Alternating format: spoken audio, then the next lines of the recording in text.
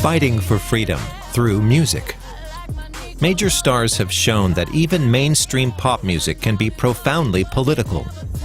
Pain is a very powerful tool to awaken us, to move towards action.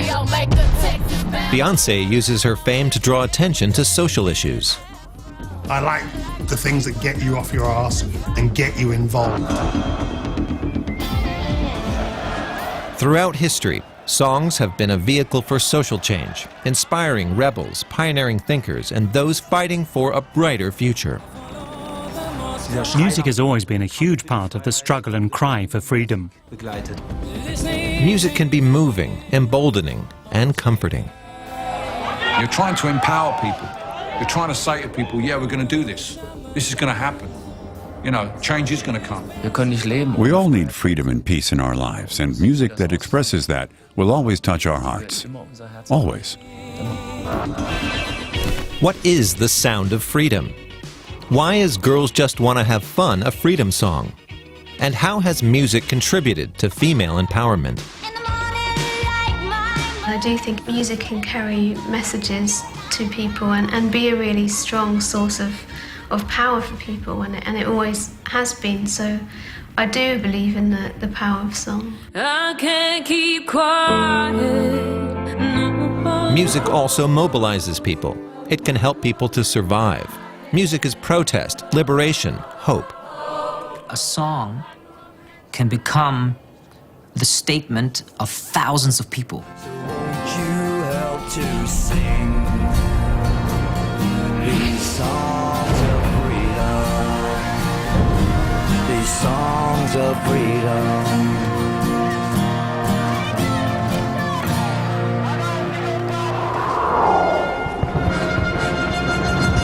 The Marseillaise is associated with liberty, equality, and fraternity. But it was originally a war song. What is it that still fascinates people about this piece of music?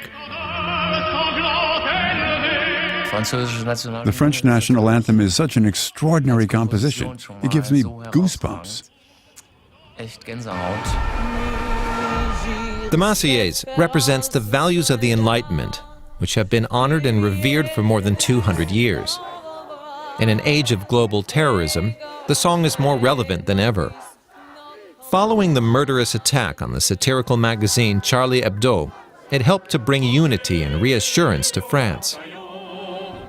It was sung in a public defense and affirmation of the values of freedom.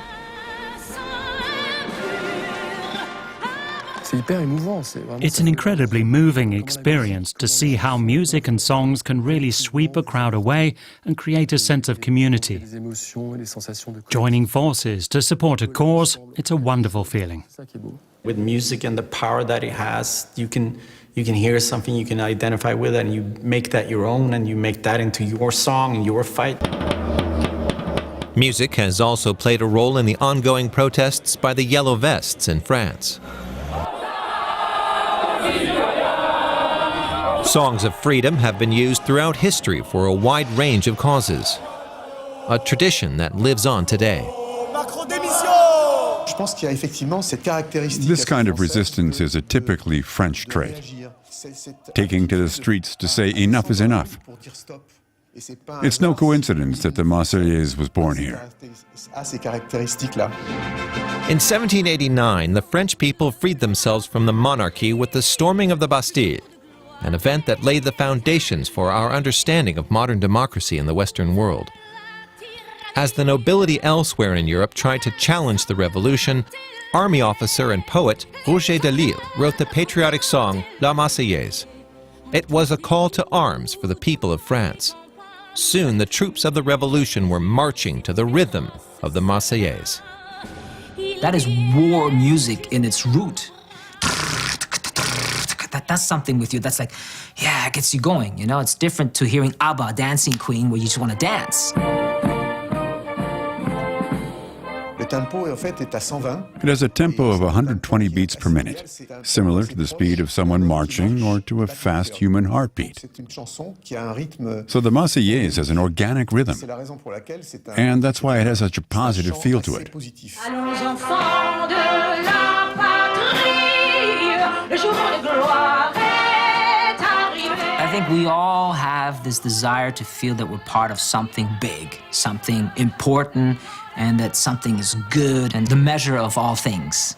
And so sometimes a good song with, trumpets and timpanis and the whole, yeah, we're big, we're good, we're great, can have a very strong influence on masses of people.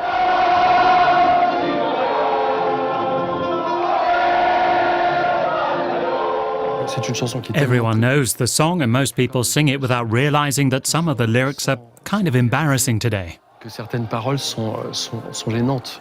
Formé en bataillon, marchant. The Marseillaise is hardly a peaceful song. The lyrics are bloody and violent. And so the context in which the song is used today can seem contradictory. It's strange for a country that isn't actually at war to get to its feet and sing about taking up arms. And we're not even talking about metaphorical arms here. Is it still okay to sing this song today? Can the Marseillaise be part of contemporary society? I think certain songs deserve an upgrade, if you're not in a situation of war or in a situation of moral or political freedom that is needed, maybe certain lyrics should be adapted or renewed. In 1979, French singer-songwriter Serge Gainsbourg recorded a reggae cover. In his version, "To Armed Citizens" becomes a slightly less reverent "To Arms, etc." A very famous moment in French music culture. For right-wing groups in particular, Gainsbourg's version was an affront and a provocation. He gave the song a whole new tone, another energy.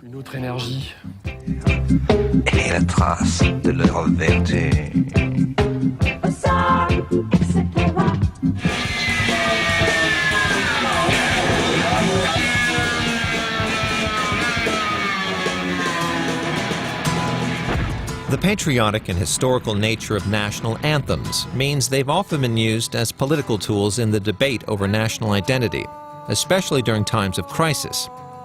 In the late 1960s, American society was divided by the conflict in Vietnam. Many saw it as a pointless and unjust war. The Woodstock Festival in 1969 was a mass celebration of love and protest.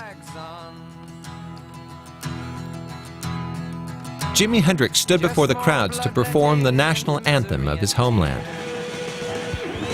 His performance transformed the song into a political protest. Jimi Hendrix Star Spangled Banner, damn!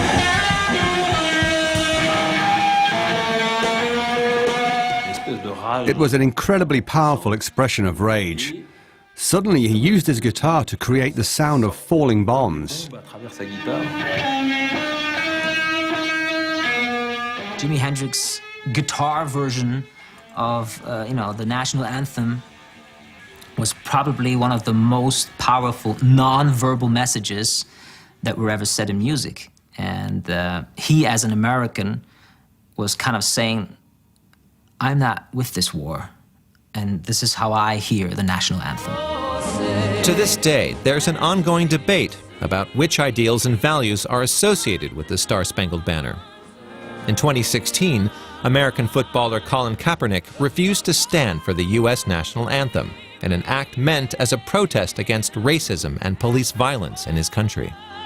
When somebody disrespects our flag, to say, get that son of a off the field right now, out, he's fired. Trump's threats became something of a reality for Kaepernick, who was effectively shut out of the sport by the National Football League.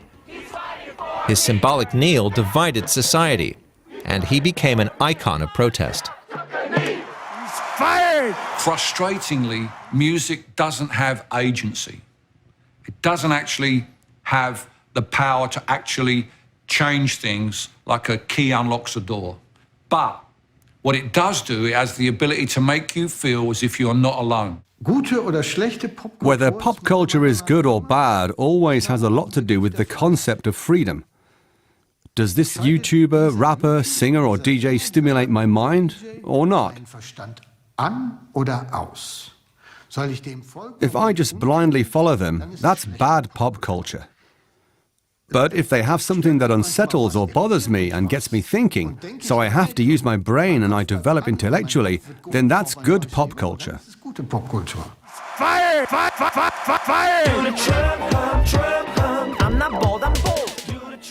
The fight for freedom can also come in satirical form. Let's go! See, I got huge IQ, so do what I tell you to do.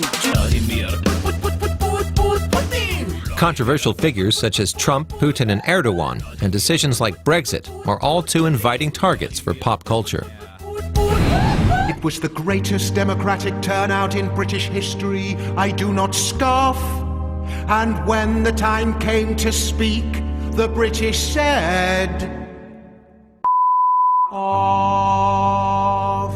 I think songs that make a satire out of people are very powerful. Satire is still a powerful way of attacking the most powerful people in our country. It's often overlooked, but I think it still works. Mockery and ridicule in music are not a 21st century phenomenon. La Cucaracha originates from a cute Spanish nursery rhyme, but then became a Mexican revolutionary song. La Cucaracha is not only a cockroach, but also a colloquial term for a bandit who is the butt of the joke in the original song.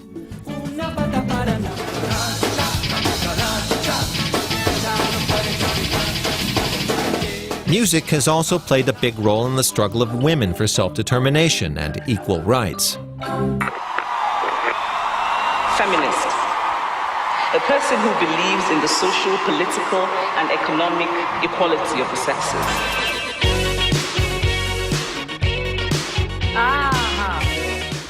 In 1983, Cyndi Lauper portrayed feminism as a carefree dance towards empowerment. Girls Just Wanna Have Fun was a breakout hit for the singer. The song's zany music video fueled the hype. It was among the first to place the spotlight firmly on women. How can you play it to people as a political song?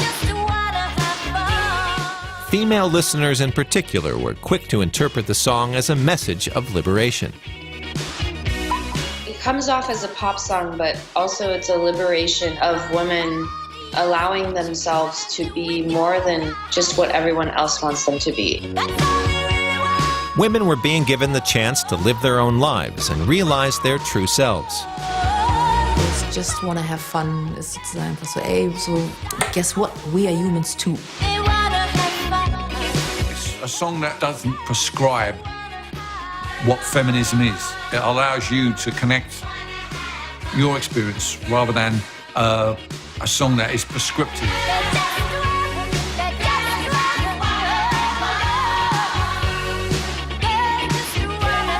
You hear that song now and it's like, oh, it's a great song, but I think that when it came out, which is the early 80s, just someone to go out and say, girls just want to have fun. We just want to, you know, party and have sex. And at that time, people were like, wow, that's very controversial. 70 years earlier, the fight for female empowerment was more about marching than dancing. The song March of the Women from 1910 was written by British suffragette Ethel Smith.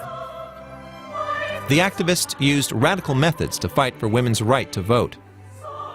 And in 1918, women in Britain finally gained the right to vote. 1 year later, Parliament welcomed its first female member of Parliament. A lot of the rights that we take for granted is something that people fought for and people died for. You know, the radical ideas of today are just going to be, hopefully, be tomorrow's world. Here she is, the queen of the rhythm and blues, Aretha Franklin. There she is, yeah. Back in the 1960s, African-American singer Aretha Franklin used the power of soul music to fight for emancipation. Respect is look, Aretha Franklin, come on!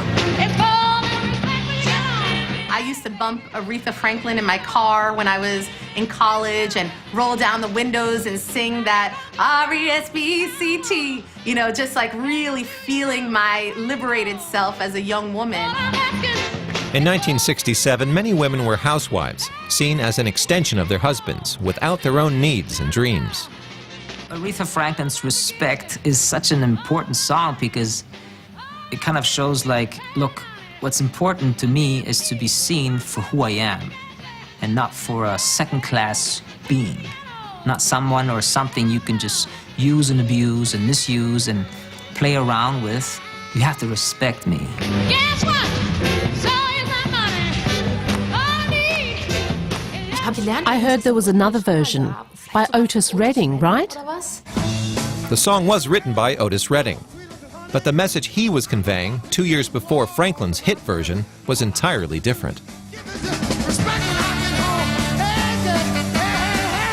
It was the other way round. He comes home and says, I worked all day, show me some respect and bring me my slippers and dinner. This change of perspective touched on some poignant issues. Back then, in the early 60s, the songs were full of "You're my baby here, my girl." It was all about men owning women.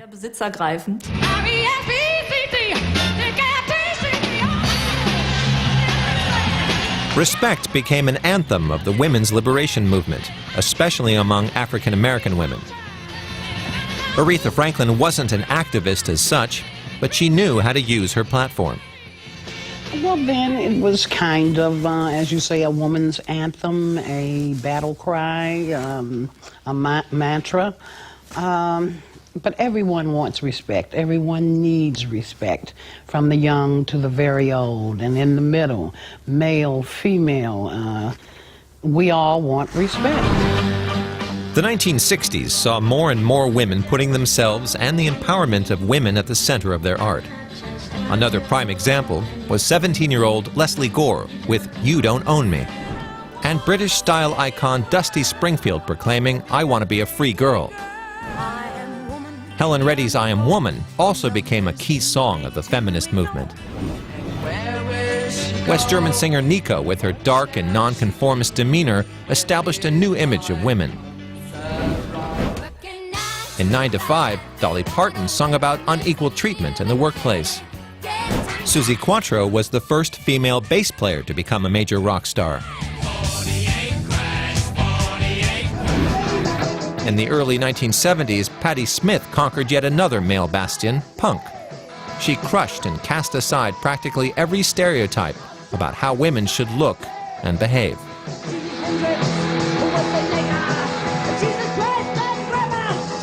Patti Smith certainly empowered all the female and male punk rockers. But she broke those taboos of the girl having to have makeup, and I mean, this girl looked like a guy.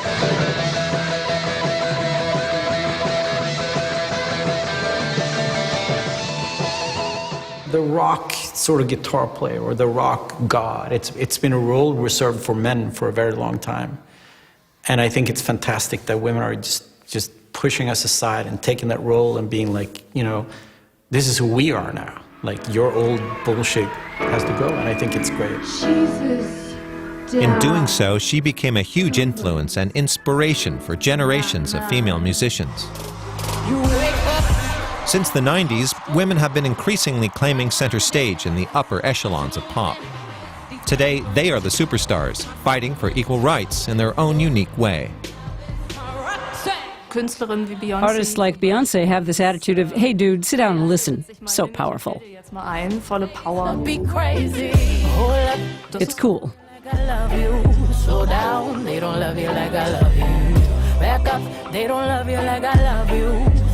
Strong women generate a sort of excitement. And I think that's just, to see stuff like that is very empowering. They have so many followers, and there's so many people that actually listen to what they have to say. So I think it does matter. I would like to see more of that. What's up, what's up, what's up? These songs are expressing the idea of freedom from any kind of restraints and feeling liberated and, I guess, expressing some kind of primal energy. Deine Ignoranz ist wirklich ziemlich hot. Einen, der alles besser weiß. Lass ich ballern wie ein Schott. Ich bin kein Mensch, ich bin ein Loch. Sagte keine Frau jemals ohne die effektive Vorarbeit des Patriarchats. Wir sind unendlich! Suki doesn't mince her words. Female empowerment is becoming the new norm. But it's not without its risks, says the rapper. Feminism is in serious danger of being co-opted by capitalism. If it becomes a consumer good, then it's not much use to us. If you can go to the pharmacy and buy the feminist eyeshadow range, something's gone wrong. What we need are things like fighting for abortion rights.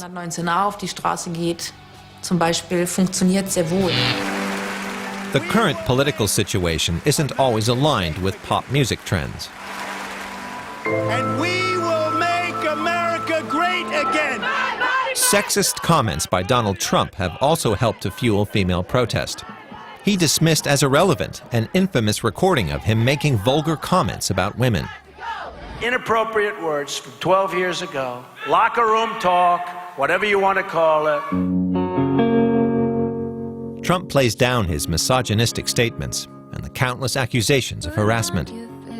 Musician Milk is among the many American women who say he's not their president. Shut up and smile, don't spread your lips. You know, the language of Trump's election campaign was very misogynist.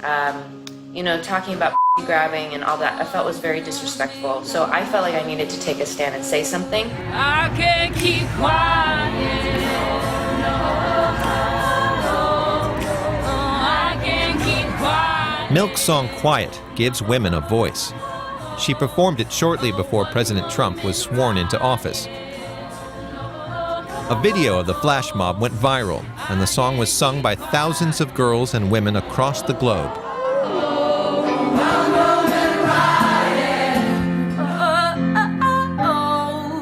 I can't keep quiet.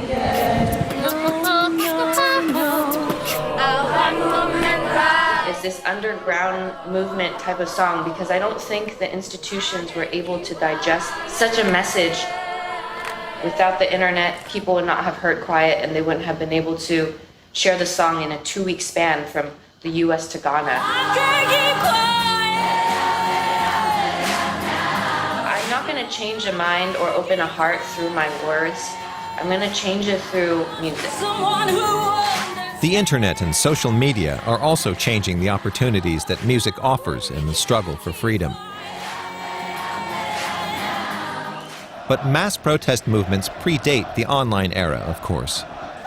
Some songs have changed the course of history. Others only later became part of the soundtrack of revolutionary change. In 1989, the citizens of communist East Germany finally gained their freedom.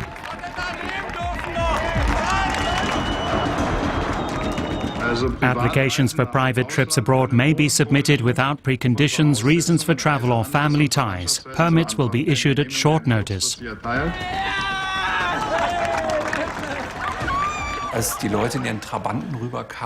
the people came over to the West in their Trabants, it felt like we were suddenly discovering a foreign country. And its people were now our friends. Crazy time. You look back and like, wow, how could that happen without any violence? A peaceful revolution is possible, and it came from the people. Wind of Change by West German rock band The Scorpions became the anthem to the fall of the Berlin Wall.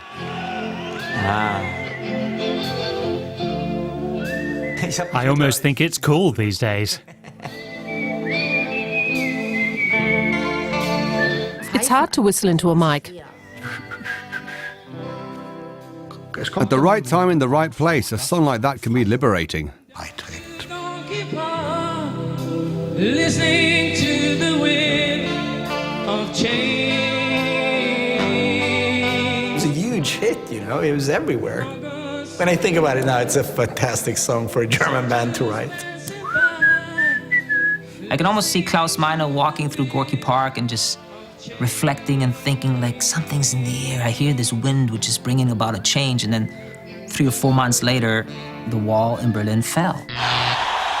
Wind of Change had nothing to do with the wall as such, and had been written sometime before the historic event. In the summer of '89, the Scorpions traveled to Russia to play at the Moscow Music Peace Festival, alongside acts like Bon Jovi and Ozzy Osbourne. It was the Soviet Union's first rock festival with bands from the West. The Olympic flame was burning for rock and roll. What? change was indeed in the air. I'm sure I wasn't the only one at the Moscow Music Peace Festival who sensed that the world was changing before our eyes. While we were playing, the Red Army soldiers working as security at the front all took off their jackets and threw their caps into the air. They turned toward us on the stage and became part of the audience.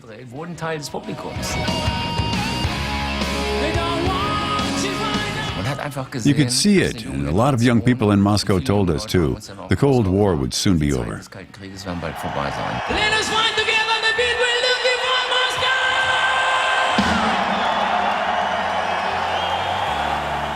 That feeling inspired Wind of Change.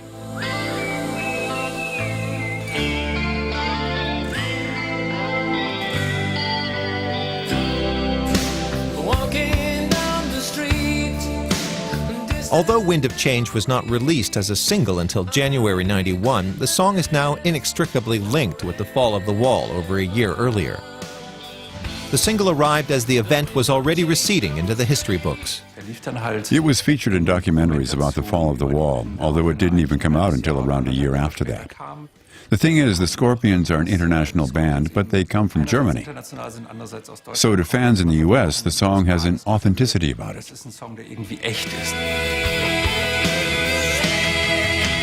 Sometimes certain songs, they have their own dynamic because something happens in history that is not in your hands, and all of a sudden that song becomes the hymn to a certain historic moment. People choose their own freedom songs. It's a process that's very difficult to influence, so it's often surprising even for the musicians themselves. The song wouldn't have come to symbolize the fall of the wall if we'd just taken advantage of the images on TV and said, "Cool marketing idea, the wall fell 2 years ago. Now we'll release an anthem to celebrate it." No one would have been that shameless.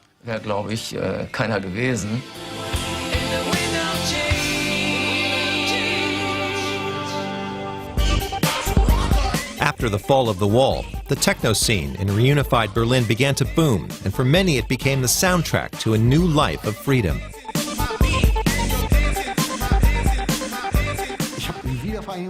I experienced reunification through East German ears, and I could feel the energy. There was something very naive about it, because East Germans were sort of in the dark. They stumbled into the dazzling world of the West a bit like kids. Suddenly, so much was possible. They could listen to any music, be loud and do what they liked. Suddenly, they could get drugs. All the things that the East German regime warned would happen did happen. It was a sudden promise of salvation. The Love Parade in Berlin became one of the biggest music festivals of the 90s, attracting crowds of over 1 million people. Freedom songs are songs of celebration too, you know, celebrating our successes, celebrating who we are, celebrating our culture. That is also a part of that freedom song family. That notion that you also deserve the positive things in life was perhaps best summed up by the American radical Emma Goldman, who said when she was criticized for dancing at a party event, and that she wasn't serious enough about her politics, she said, "If I can't dance, I don't want to be part of your revolution." Dancing was a statement and an act of liberation. The Love Parade was seen by many as much more than an expression of hedonism.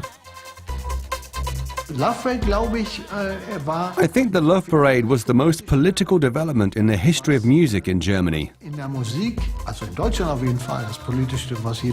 It played a huge role in the reinvention of the country. The world outside got to see Germany in a different light, because we always believed in the liberating force of music. Music obviously has several different functions. One is to entertain, one is to inform, one is to inspire, and another is to question. And obviously the entertainment part, you know, that we've got that covered. But you can't spend your life on the dance floor. You know, you do have to engage with reality. In today's America, one rapper in particular is holding a mirror up to society. Childish Gambino, you know, This Is America. I mean, damn, that's probably the most radical thing I've heard in the 21st century, period.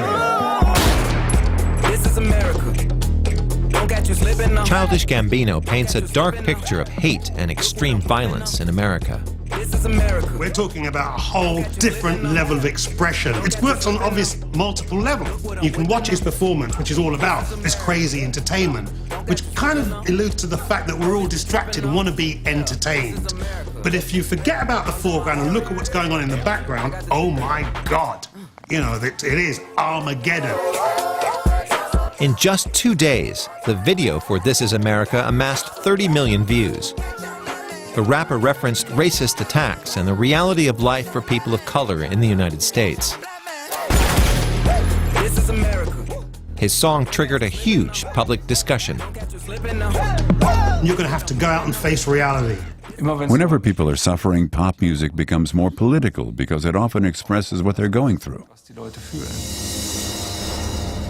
The fight against the oppression of the black population is deeply engraved in American music. In the first half of the 20th century, the Ku Klux Klan terrorized the southern states of the U.S. Racially motivated violence was endemic.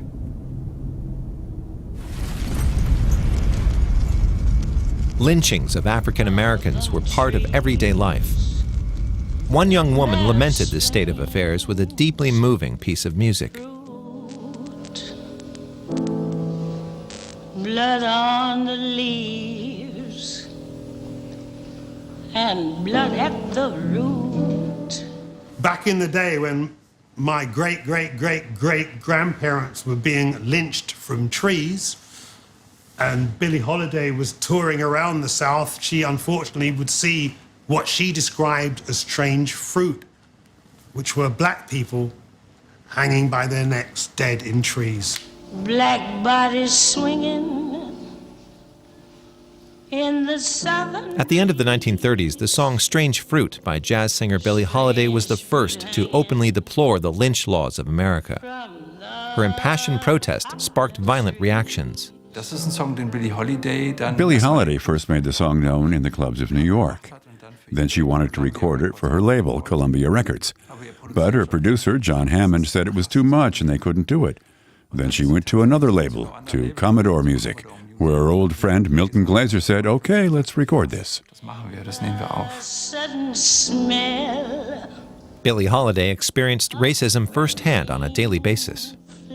Strange Fruit was a song of a deep pain, and Billie Holiday being able to carry that song, that pain and that story in the way that she did, there's no one else who could have done that.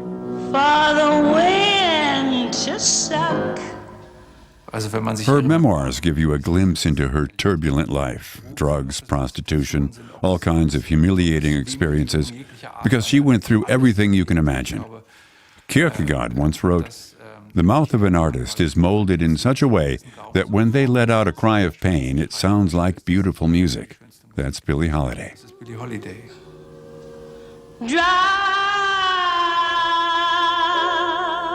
The thing about music is it really hits you in a very profound, deep way. It gets into your bloodstream straight away in a way that maybe other art forms can't.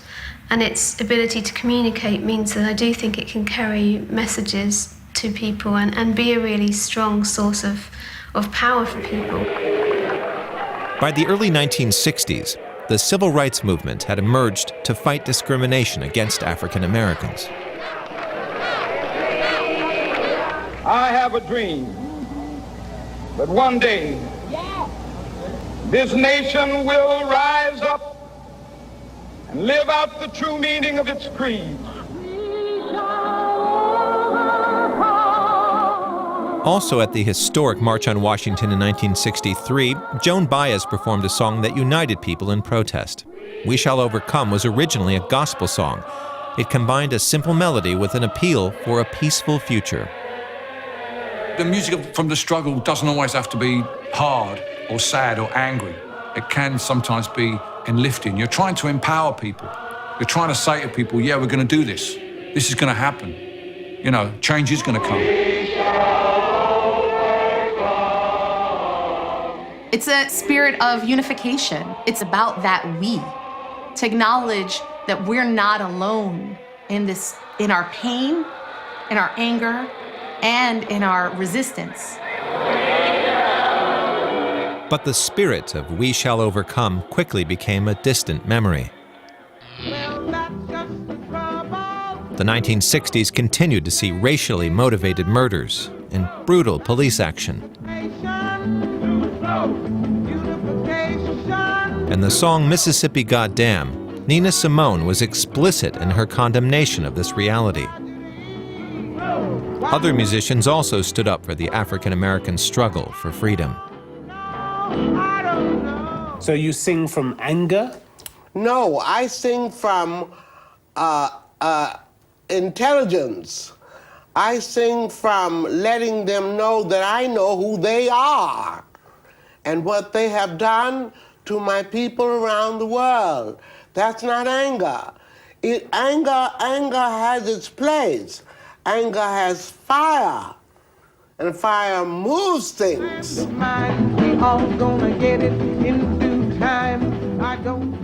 Nina Simone became an activist through her music. Nina's voice was a liberated voice. Her dynamics were incredible, you know, very, very brave, very, very radical. Everybody knows about Alabama. Everybody knows about Mississippi. You think of the songs from the civil rights movement in the 1960s. Those songs chose those artists. Those issues pressed on those artists to such an extent that they were forced to articulate their feelings about politics rather than just writing songs about relationships. In the 21st century, controversy continues to rage over police violence and racism in the U.S.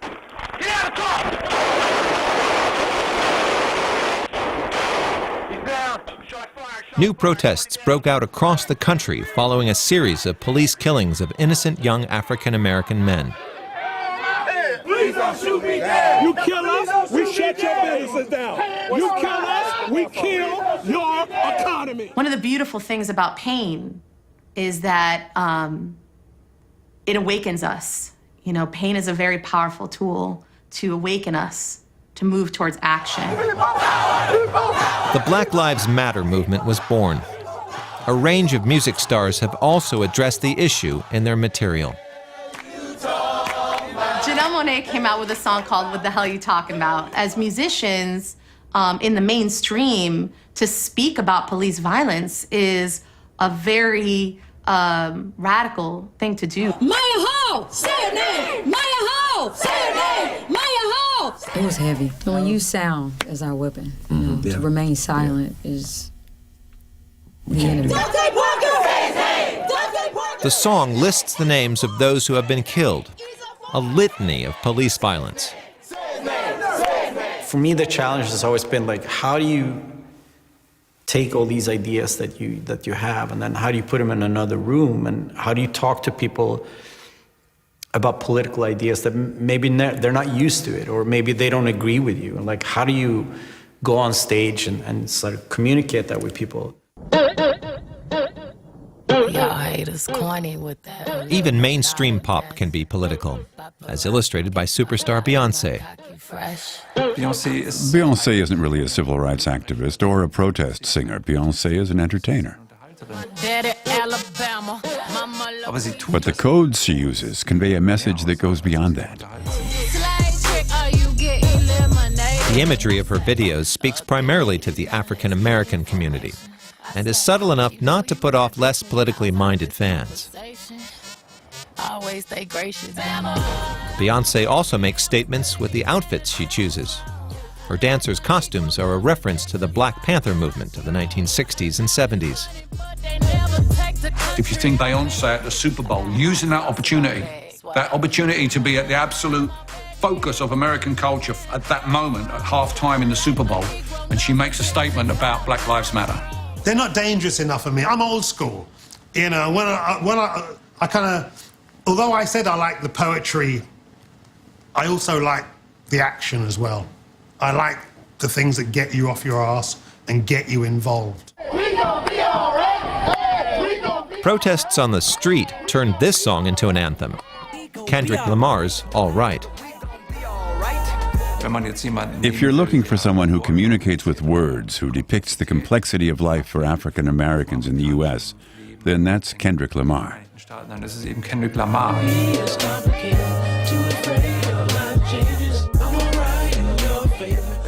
He observes things, and in a really interesting way. He won the Pulitzer Prize, which to a certain extent says the white establishment has recognized him as a poet. Misusing your influence. Sometimes I did the same. Abusing my power full of resentment. The Black Lives Matter movement demonstrates the enormous spectrum of music that plays its part in today's struggles for freedom. In the end, the question remains, what can the songs of Childish Gambino, Beyoncé, and Kendrick Lamar really achieve? Can music change the world? In the times of social crisis, the truth is revolutionary.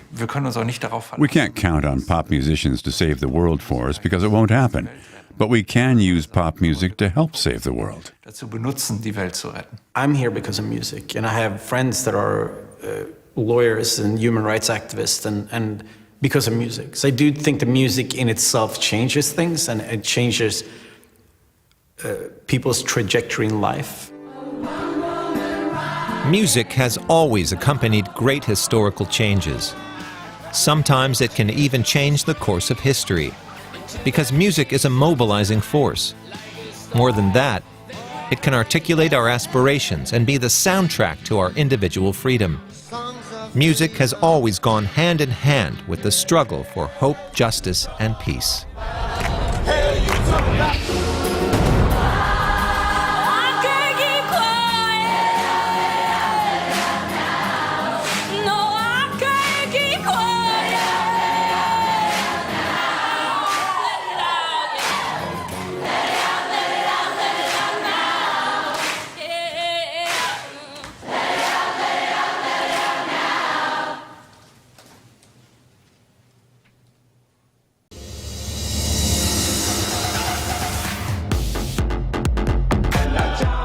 Music has shaped the course of history.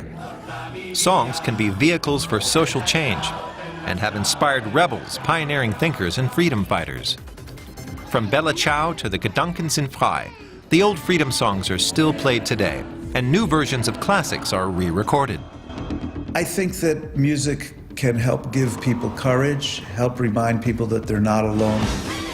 Music does not stop at borders. It connects people, brings hope, and unites communities. People have found that singing together gives them a sense of being one.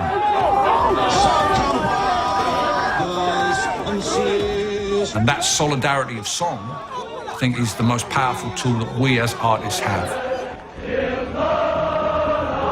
The sound of freedom has no creed, culture, or color. You know, wherever there's injustice and inequality, there's going to be a protest song. And it can feel entirely personal. Music can help build bridges, and it can give people strength and courage.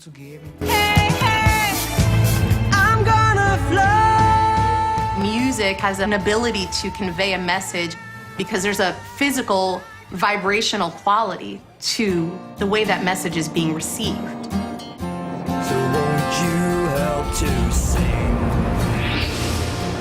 these songs of freedom,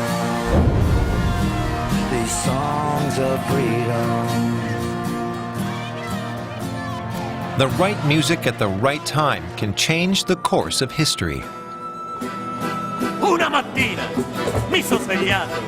Oh, bella ciao, bella ciao, bella ciao, ciao, ciao, una mattina. One of the most successful freedom songs of all time has what it takes to become a hit.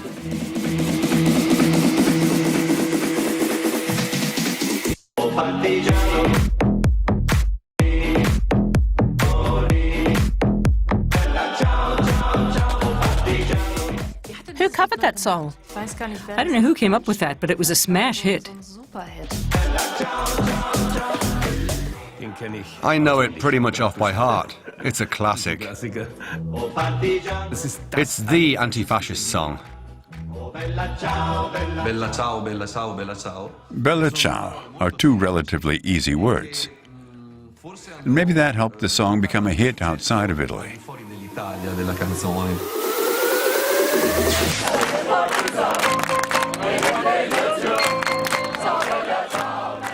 Bella Ciao has been both a summer hit and a favorite among revolutionaries and protesters. Around the world, people recognize it as a freedom anthem. From Beijing to Istanbul, from town squares to stadiums.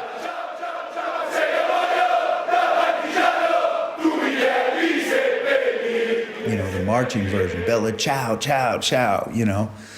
But the lyrics are actually very personal and very intimate. The song describes the moment when someone is taking leave of their partner, of their lover, and they might not see them again, where they've made a very personal decision to join a resistance movement, the partigiani, and he didn't come back. Bella Ciao was first sung by women rice pickers protesting harsh working conditions in 19th century Italy. During the Second World War, Italian partisans rewrote it for their own purposes. Bella Ciao became a hymn against fascism and against Hitler and Mussolini.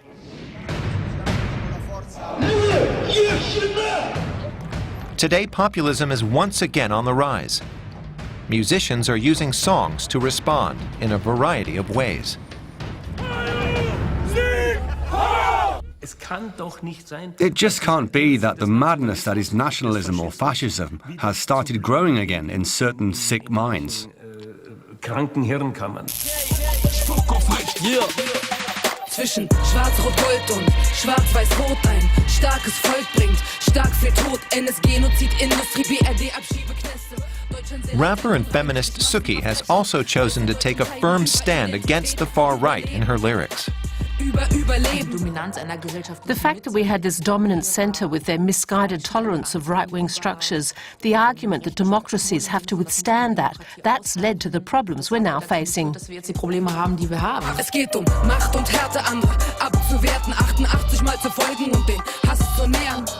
Unterwerfung schafft Gehorsam bis in den Tod. Autoritäten sind wie Götter, sie singen ihr Lied, sie essen ihr Brot. It was covered by the press and there was a sort of outrage, but I don't think it was really authentic, because they still kept being described as angry citizens. But come on, people who set houses on fire and who want to kill others, they're not angry citizens. Why are there so many racist hate crimes? And how far has the center shifted to the right? These are questions French-German singer-songwriter Mal Élevé asks in his music. It's definitely gotten much worse since migration and refugees have been in the spotlight. I have no idea how many arson attacks there have been. People stopped counting. It's unbelievable, and hardly any have been solved. That's also worth bearing in mind. Wenn sie jetzt ganz unverhohlen wieder Nazi-Lieder johlen, über Juden Witze machen, über Menschenrechte lachen. Konstantin Wecker hopes his music can serve as a call for action against racism. Together with Eze Wentuan, a musician from Burkina Faso who now lives in Germany, Wecker recorded a new version of his song Say No, featuring many celebrities. We have to build it together. We need to finally learn that we stand with each other and not against each other. Mag dich stark und misch dich ein, zeig es diesem du Menschfeind, sage nein.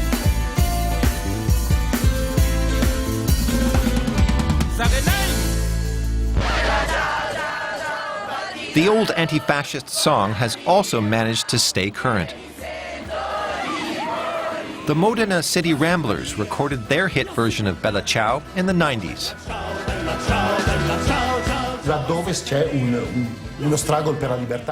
Wherever people are fighting for freedom, wherever they're resisting oppression, you can hear them sing Bella Ciao. It's a timeless song, a true freedom anthem.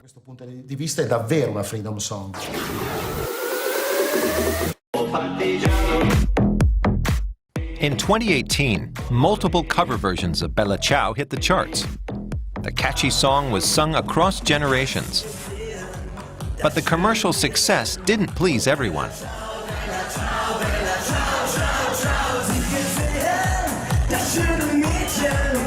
To just rewrite it and turn it into this plastic junk, this beer keg, cheap sangria kitsch, I really don't think that's okay.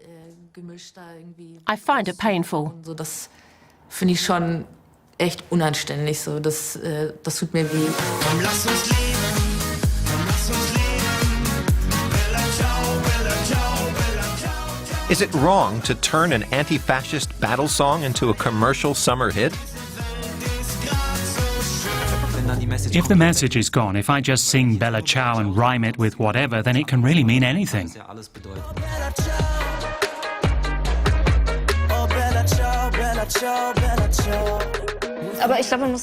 I don't think you should be too strict about it. You shouldn't take it personally. It doesn't take anything away from you. From the moment that we start talking about whether this is making the song worse, the song's being brought back to life. A lot more people are coming into contact with it and feeling its energy in themselves. Whether it's good or bad, Bella Ciao is back on everyone's lips.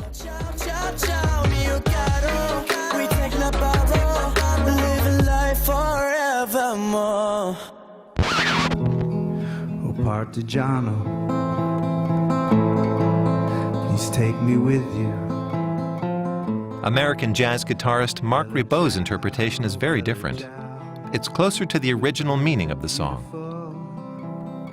I like the fact that it was both political and deeply personal. I like the marching versions, but I can't do that. That's just not me, you know? Maybe it's not our times. Who died for freedom? I think an army would be a more effective means of protesting, but I don't have one. So I use what I have.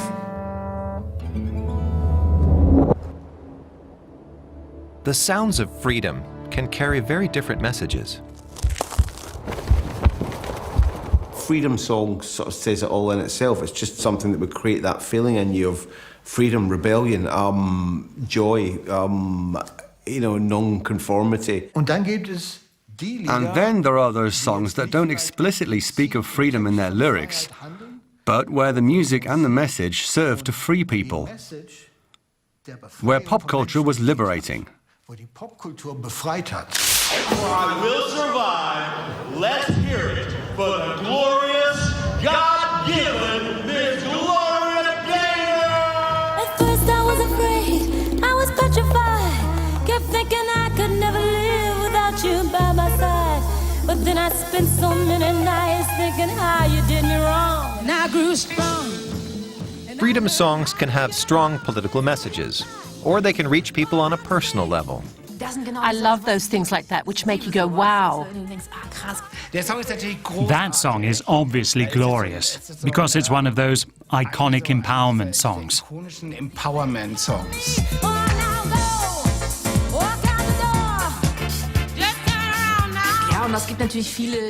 There are a lot of queer anthems where once people have learned to break down their inner barriers, they can finally break free and finally be themselves. Und endlich sein können, wer sie sind. Drama, being dumped, but drawing strength from that and slamming the door. No song expresses that like this one. Kein Song drückt das so aus. The most profound and rewarding way in which I will survive has changed my life is in enabling me to bring hope, encouragement, and empowerment to people all over the world.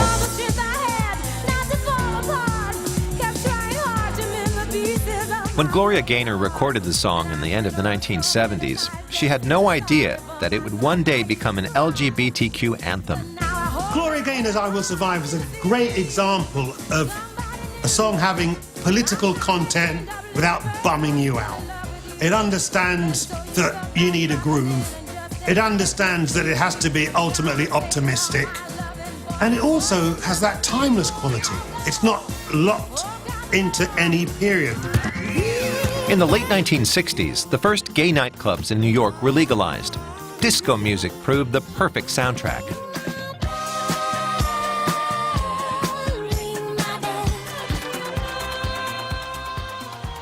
Many classic party songs date back to this time. But only one combined glamour and groove with the message, "I will survive."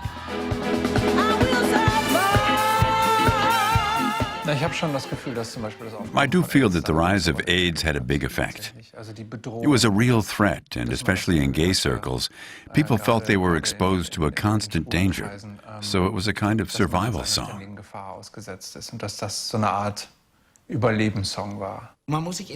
You have to remember, people who were infected with HIV or who had AIDS then were facing a situation which isn't comparable to today, when it can be treated, where you no longer necessarily die of AIDS.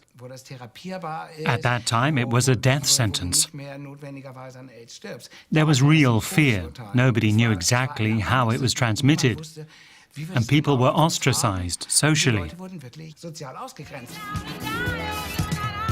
At parades all over the world, the gay and queer community would sing "I Will Survive" loudly and proudly, turning the party song into a survival anthem.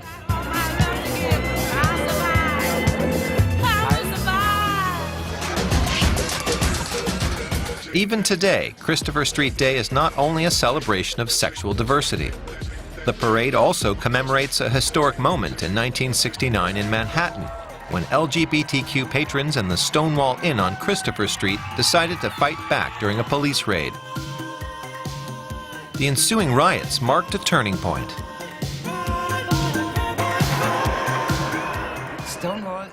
Stonewall was in '69, and it marks a new dawn of "we're not going to take this anymore."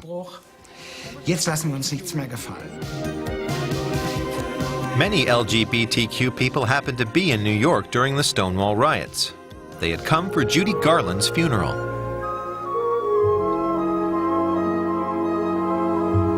Her song "Somewhere Over the Rainbow" expressed the wish many queer people had for a better world.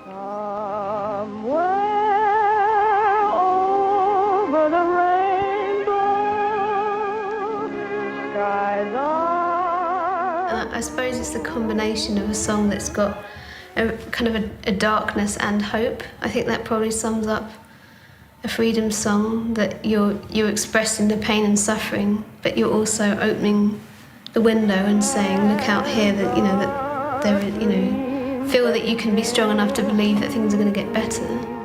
Really do come true.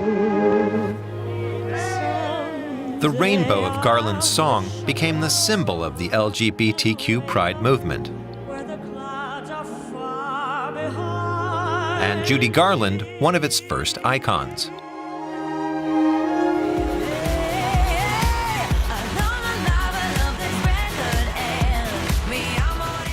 '21st century queer icons include Madonna, Kylie Minogue, and Lady Gaga. All campaign actively for LGBTQ issues.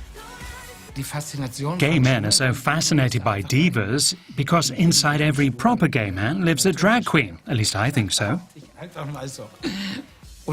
Gays have probably also developed their own way of taking their femininity as a given.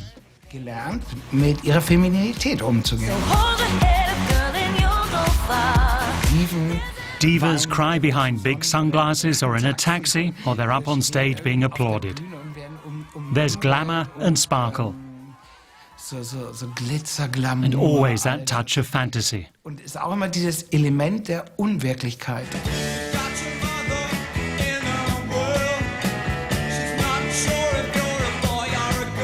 David Bowie claimed all of those elements and brought gender ambiguity to mainstream culture. It was about crossing gender boundaries, which has always played a big role in pop. Think of David Bowie descending from space toward us as an androgynous creature, Ziggy Stardust. Let's be honest, David Bowie had an inner light. He was one of those people who could make rejects, weirdos, and gender benders cool.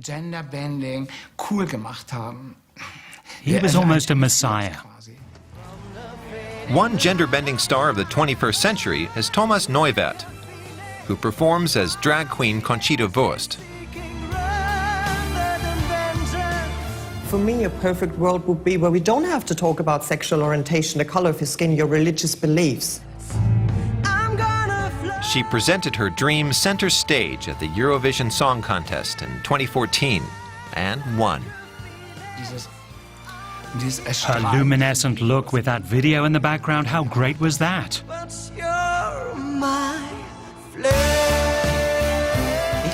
I think part of the reason why so many clerics went to the barricades after was that she looked like both the Virgin Mary and Jesus Christ at the Grand Prix.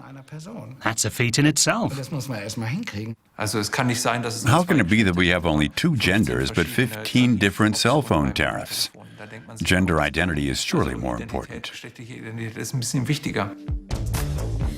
French musician Héloïse Letessier presents a more fluid understanding of gender. She records under the name Christine and the Queens and explores topics like sex and desire in her songs. Today we have a more fluid understanding of gender. We no longer see gender as 2 extreme poles, but rather as varying levels of femininity and masculinity. And that plays a huge role in pop music right now.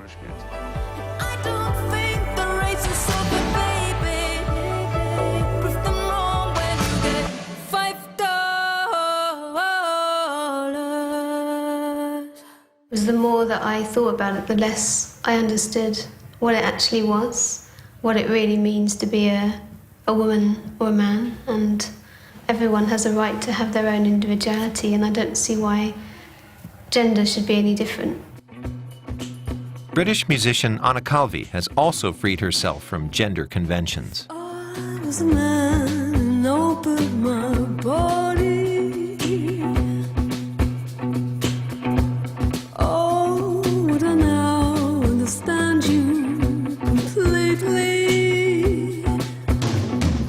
I guess I feel that's why I love playing music so much, as I feel it's completely genderless. When I play, I don't feel... I feel that the energy that I have when I play is somewhere in between, and that's really freeing for me.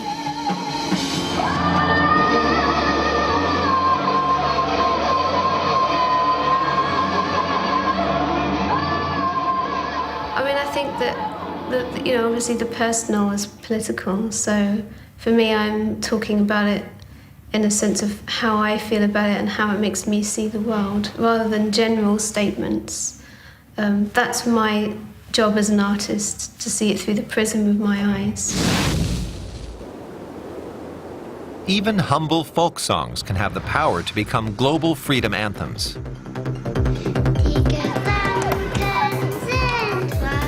Such as the German folk song Die Gedanken sind frei, or Thoughts Are Free.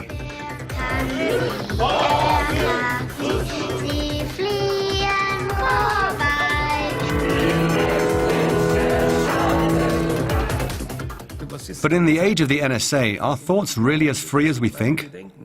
I wouldn't say every line still applies 100% today, but a great many do. What the song is about, what it's telling us to look after, is freedom in thought, free of censorship. Die Gedanken sind frei dates back to the late 18th century. Sie fliegen vorbei wie nächtliche Schatten. Kein Mensch kann sie wissen. Kein Jäger erschießen. Es bleibt dabei. Die Gedanken sind frei. When the melody was added around 1815, the enlightened German population took the tune as their battle song against the establishment. In Nazi Germany in 1942, Sophie Scholl, a member of the White Rose resistance group, refused to be told what to think. She played the song on her recorder outside the prison where her father had been detained. Also geht es darum, It's about bringing courage to those who feel alone and powerless, and who are about to give up.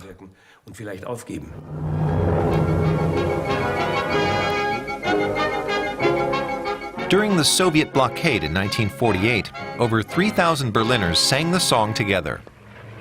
They had been galvanized by the words of Ernst Reuter, the mayor at the time. Schaut auf diese Stadt!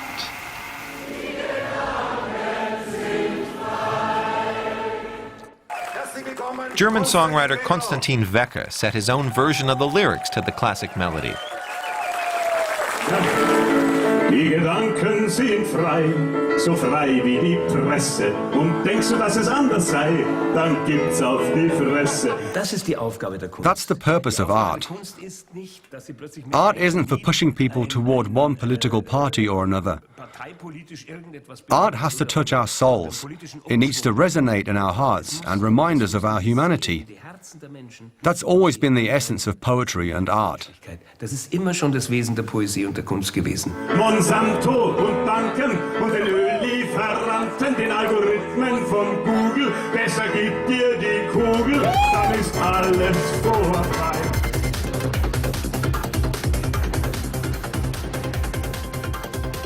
In 2005, the folk song was used in a German ad for an email provider. A cheap advertising gimmick or proof the song's message has universal appeal? We chose the topic freedom, and that quickly led us to the song. For thoughts to remain free, you need free letter exchange, so basically email. And the floating people are a metaphor for free spirits.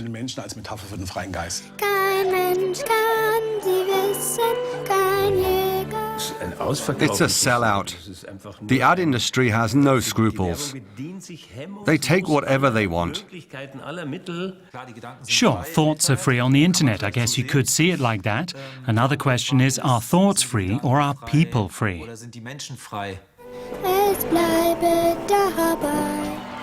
Damit Ihre Gedanken sicher ankommen. It's an interesting question, especially considering that whistleblower Edward Snowden and the NSA scandal taught us that our electronic communications are not safe or private. Electronic music pioneer Jean-Michel Jarre has long been invested in freedom of thought in the digital age.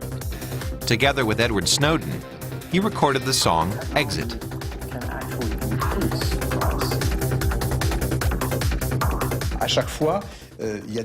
I have deep respect for any person who has the courage to stand up and say no. What I admire about Edward Snowden is that he's a modern hero. He ultimately put his life on the line, and today his life is ruined. I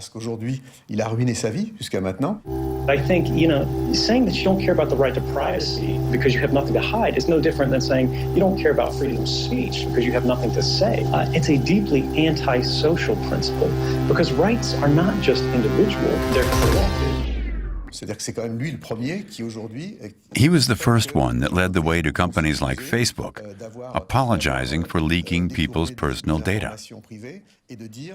He showed us the danger of current technologies invading our privacy.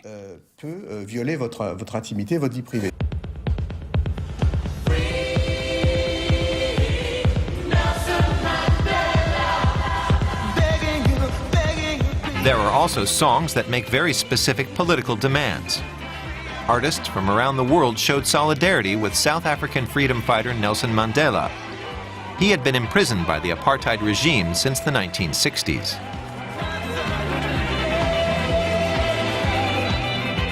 Somebody once said to me, music doesn't affect change, it only reflects change. I'm here to tell you different.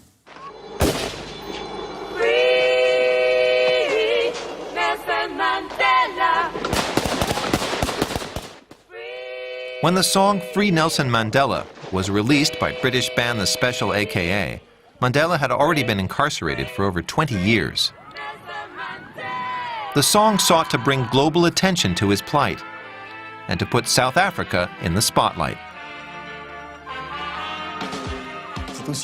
It's extremely touching and impressive to see how you can change the world with one song.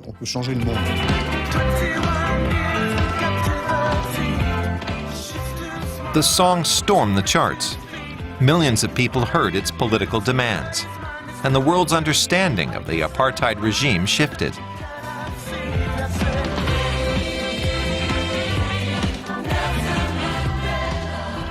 Back in the 1960s, following the massacre of unarmed black demonstrators in Sharpeville, Mandela abandoned his non-violent stance and called on paramilitary groups to fight South Africa's government. There are many people who feel that it is useless and futile for us to continue talking peace and non-violence. against the government whose reply. In 1964, Mandela was convicted of treason and sabotage and sentenced to life in prison, a move which unwittingly turned Mandela into a hero. Also, Nelson Mandela was classified as a terrorist by state, which is interesting. And they blew up stuff, and then people like, oh, he was a terrorist, and now he's like a freedom fighter. It's about perspective and, you know, like who's controlling the narrative. South Africans began protesting Mandela's imprisonment almost as soon as he was arrested.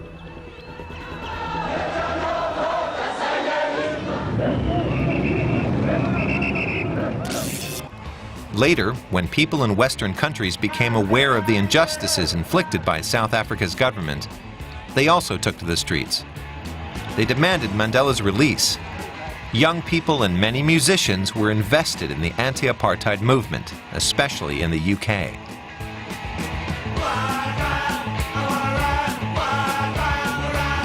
Singer-songwriter Billy Bragg was among them. Nelson Mandela's party, the African National Congress, had its strongest support here in London. There were big demonstrations every weekend outside the South African embassy. I got arrested there one weekend. We sat down in the street and stopped the traffic, and we all got arrested. The palpable anger among younger generations in the 70s and their feelings of powerlessness inspired a new music genre, punk. Bands like the Sex Pistols caused outrage with their provocative lyrics and performances.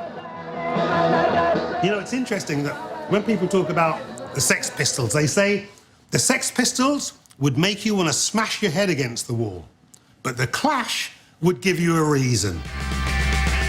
The Clash managed to take widespread discontentment and funnel it into political demands. Their music combines punk rock with reggae influences. Their songs include Free Nelson Mandela. One of the things that also came out of the marriage between reggae and punk music was the two-tone movement in 1979, led by the Specials. The Specials described a Great Britain riddled by unemployment, discrimination, and ethnic tensions.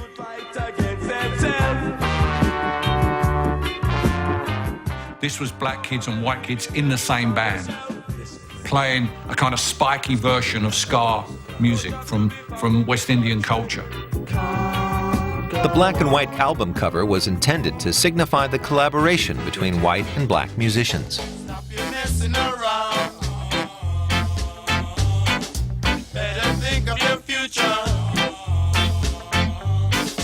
That wasn't music, that was our sunshine music, you know, happy music and everything, you know. So it was, but it just sort of became part of UK culture, really.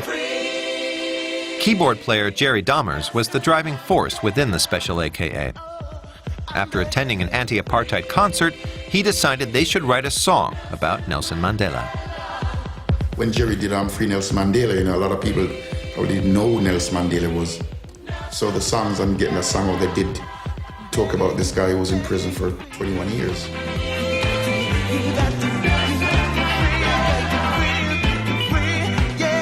But what's interesting about that is most political songs are quite either angry or dour or introspective, and that was a rare example of a political song that was incredibly up and celebratory in sort of tone and vigour and spirit, you know. So there's not too many of them, to my mind.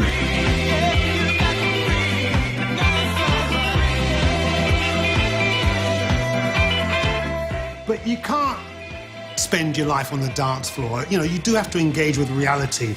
And the Special song, you know, Free Nelson Mandela was one of those moments where, you know, they saw an obvious injustice and used their music as a tool for social change, to get people involved. International solidarity with Mandela took on a life of its own. More and more musicians took a stand. Peter Gabriel sang about the anti-apartheid activist Stephen Biko, who had been murdered. When you watch the news, it does something to you, but when you hear a song like Biko, it catches you emotionally, and that's what it did with me.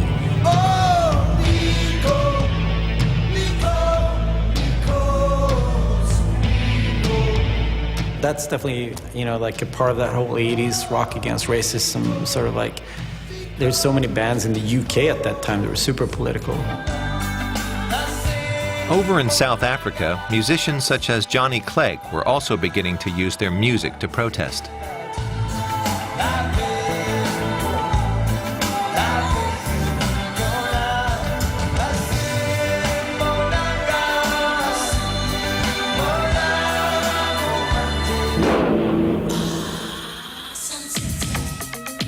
Sun City, a luxury resort and casino in South Africa. While apartheid was apparent throughout the country, this enclave kept up a pretense of treating its black population as equals. Numerous international stars performed at the resort. Initially, many turned a blind eye, but Steven Van Zandt, Bruce Springsteen's guitarist, refused to look away.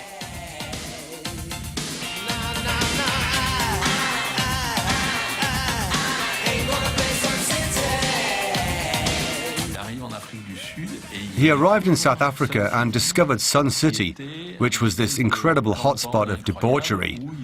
Artists from all over the world were invited there and paid extremely well to perform for rich white South Africans. Van Zandt called for an international boycott of Sun City. Many musicians, both black and white, joined, including Springsteen, Bono, and Run DMC. Together they produced the popular song, Ain't Gonna Play Sun City. In 1988, the Solidarity movement reached its high point, a concert in London's Wembley Stadium, with an international star-studded lineup. Talking about a revolution. Together with 72,000 audience members, the cream of pop sang special AKAs, Free Nelson Mandela.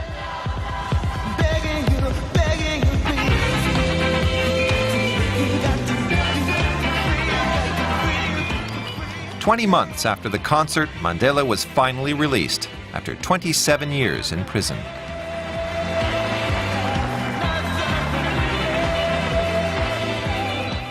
In 2011, protests against banks and reckless financial institutions gave rise to the Occupy movement.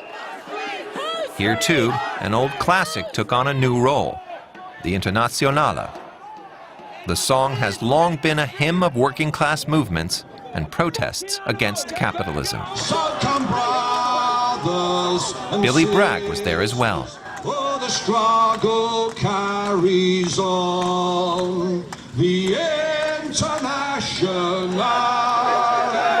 unites the world in song. I associate the Internationale with the tradition of the left. When we sing that song, we are keeping faith with those people who fought the struggles before us. Oh, this is the time and place, yeah. The Internationale unites the human race. Yeah, when I first heard it, I was like, oh, this is so like the old men, you know, like old men and women singing this song, and you know, we're the new avant-garde of revolutionary music. But no, I do think it's, if you look at the history of that song, everything is pretty cool. It's one of those songs that fits anybody's struggle, because it is, as it says, the song of international socialism or communism, left-wing idea you have.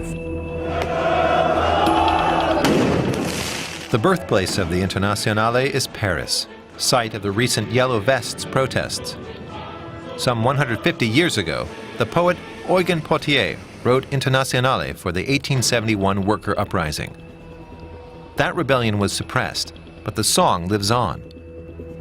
From France, the Internationale journeyed to Russia, where it again stirred the hearts of workers. After the communists seized power, the Internationale served as an anthem for the Soviet Union.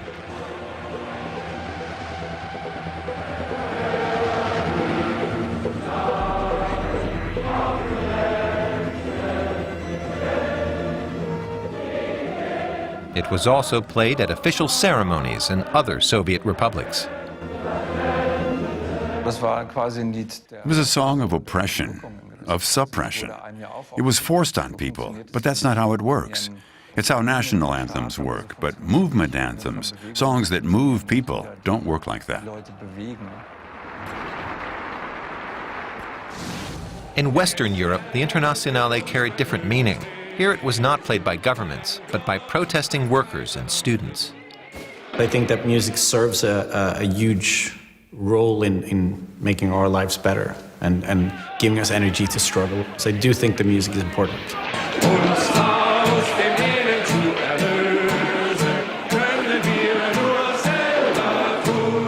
There's things that songs can do that slogans can't. One thing is that a song, especially these songs that are in our history, tie us. They give us friends in history. In the 90s, anti-capitalism looked different. Dennis Lyxzén came up with the slogans lamenting the consequences of globalization, such as "Capitalism stole my virginity." My activism is to write these lyrics, to do these songs, and to play these shows. And I mean, I can't really, just because times are tough, you can't really give in.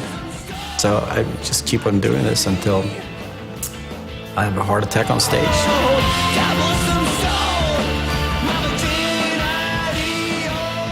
I do think the music in itself changes things, and it changes people's trajectory in life. We here, we arrived, and we came to represent. Yo, we the 99, the 99, the 99%. We here, we arrived. During the Occupy Wall Street movement, which cast a critical light on capitalism, the musical message of the rap duo Rebel Diaz went from the streets to the ears of millions of people in seconds. With social platforms and online connectivity, the protest quickly grew into a global movement.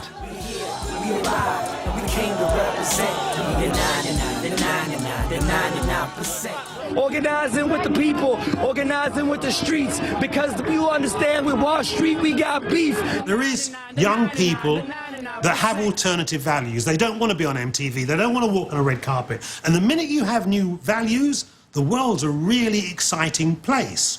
But of course, they're not going to get pushed to the front of the queue because they're going to spoil the party. The central questions of current times are pushing younger generations out onto the streets once more. 17-year-old Greta Thunberg has inspired children, teens, and young adults to join her in her fight to save the planet. I mean, if you look at something like the climate protests right now, with all these kids going on strike from school, I mean, that's all because of social media. And I think that's pretty fantastic. If you're 19 years old now and you're angry about the world, you no longer have to learn to play the guitar. You can write a blog. You can make a film on your phone and distribute it. We will never stop fighting for this planet and for ourselves, our futures, and for the futures of our children and grandchildren. Music will continue to play its part in future generations' fight for freedom. It's all I ever have. Art is something that hits people right in the gut, you know? And I think you can't really replace that with like Instagram. I think that's just, I mean, it doesn't really hold the same value. And you realize there are still a lot of people that are getting f***ed over. And for that reason alone, protest music will always be relevant. The thing about music is it really hits you in a very profound, deep way. It gets into your bloodstream straight away in a way that maybe other art forms can't. And its ability to communicate means that I do think it can carry messages to people. All I ever have. These songs of freedom. I've got all my life to live. I've got all my love to give. I'll survive. I will survive. Songs of freedom.